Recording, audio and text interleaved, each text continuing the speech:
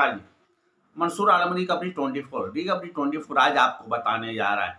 हमारे देश के प्रधानमंत्री पीएम मोदी जी आज कुरान शरीफ पढ़ते हुए आपको मैं दिखाता हूं और बजाते उसको पढ़ने के बाद उसका मतलब क्या है वो हिंदी में समझाते हुए आपको नजर आएंगे।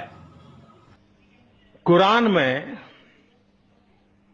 सबसे ज्यादा बार अल्लाह का नाम है, लेकिन अल्लाह के बाद पूरे कुरान में एक शब्द बार बार आता है जो सेकंड हाईएस्ट मैं कह सकता हूं अल्लाह के बाद, वो आता है इल्म। 800 बार, किसी हमारे एक मित्र मुझे बता रहे थे, 800 बार कुरान में इल्म शब्द का उपयोग है। यानी अल्लाह के बाद सबसे ज्यादा अगर किसी बात की चर्चा है तो इल्म यानी शिक्षा की है। इसका तात्पर्य यह हुआ कि हमारे यहां ये जो बातें आज हम कर रहे हैं वो कोई नई नहीं है। हमें कहा गया है, दुर्भाग्य है कि हम भूल गए हैं। अगर हम इन बातों को याद कर लें तो कोई नए रास्ते खोजने की जरूरत भी नहीं है। और इसलिए शिक्षा के महात्म्य का आप में से जो लोग गुजरात विद्यापीठ का लोगो देखा होगा तो बड़ा आश्चर्य होगा आपको।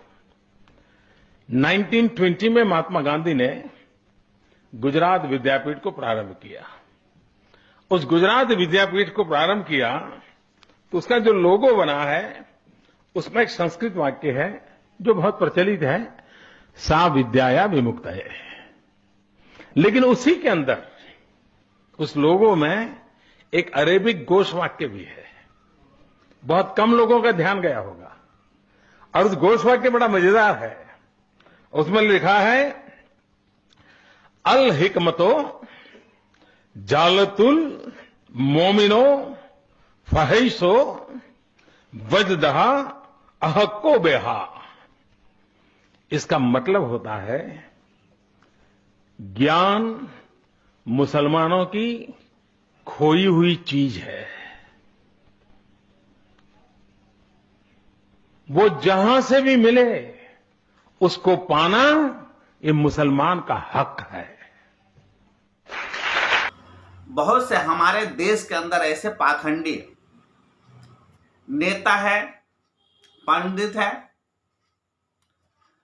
जो हिंदू मुस्लिम को लड़ाई करवाने लेकर के न जाने क्या क्या वो करता है कि हमारा देश टूटे और बर्बाद हुआ। हिंदू मुस्लिम का एकता वो खत्म करना चाहते हैं।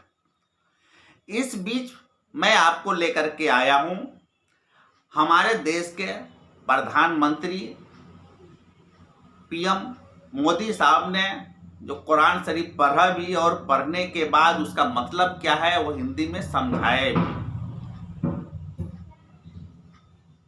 तो इसीलिए मैं आपको कह रहा हूं, ये कहने का मेन कारण क्या है मैं ये आपको बताता हूं। सरस्वती नरसिम्हा राव जो पाखंडी, एक जो अपने आप को महात्मा कहलाता है, अब देखते हैं हमेशा उसका एक न एक वीडियो आता हुआ रहता है। कभी किसी बात को लेकर के, कभी किसी बात को लेकर के, मैं किसी बात का मैं नाम लूंगा नहीं, कभी किसी बात को लेकर के आता हुआ रहता है। वो किस लिए कि यहाँ एकता जो हिंदू मुस्लिम का है उसका एकता खत्म करने के लिए और एक दूसरे को दंगा करवाने के लिए। 12 तारीख को 12/8/2022 को जुमे के नमाज के बाद मुस्लिम भाई ने रैली जो निकाला, जो हमारे पीएम मोदी जी जो बोले थे 75 साल हो चुका हमारे देश को आजाद हुआ, उस खुशी में रैली निकली कि लगे हमारे सब एकता है, हिंदू मुस्लिम सिख ईसाई सभी। तो वीडियो तो आप देखे ही होंगे, सोशल मीडिया पे हो या टीवी पे। लेकिन टीवी पे तो बहुत सा जो भी वीडियो है वो दिखाया नहीं होगा। जितना भी रैली निकला है मुस्लिम भाई का, क्योंकि वो तो आप भी जानते हैं वो क्यों नहीं दिखाएगा। गोदी मीडिया तो दिखा नहीं सकता क्योंकि वो तो दलाल है। लेकिन हर एक कोने से ढूंढ करके और 24 घंटे का 24 न्यूज आपको रिकवरी 24 पे आपको मिल जाएगा। मैं आपको दूंगा और देता हूं, और सोशल मीडिया पे भी आपको मिलेगा, लेकिन गोदी मीडिया आपको नहीं बताएगा। तो मेरी जितने भी हिंदुस्तानी भाई है वो सबसे अपील है कि ऐसे पाखंडी नेता हो या ऐसे महात्मा के बातों में आप मत रहिएगा।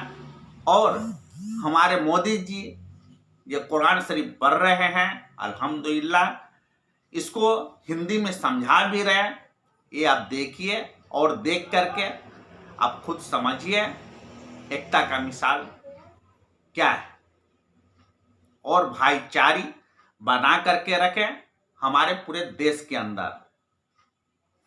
नमस्कार जी, Mansoor Alam, recovery 24। Latest news और आपकी ज़िंदगी के दिन भर की बड़ी जानकारी को समझने के लिए और जानने के लिए हमारे चैनल रिकवरी 24 को सब्सक्राइब करें और बाजू वाला बेल आइकन दबा के ऑल पर क्लिक ज़रूर करें, और साथ ही में इस वीडियो को लाइक, शेयर और कमेंट भी ज़रूर करके जाएं।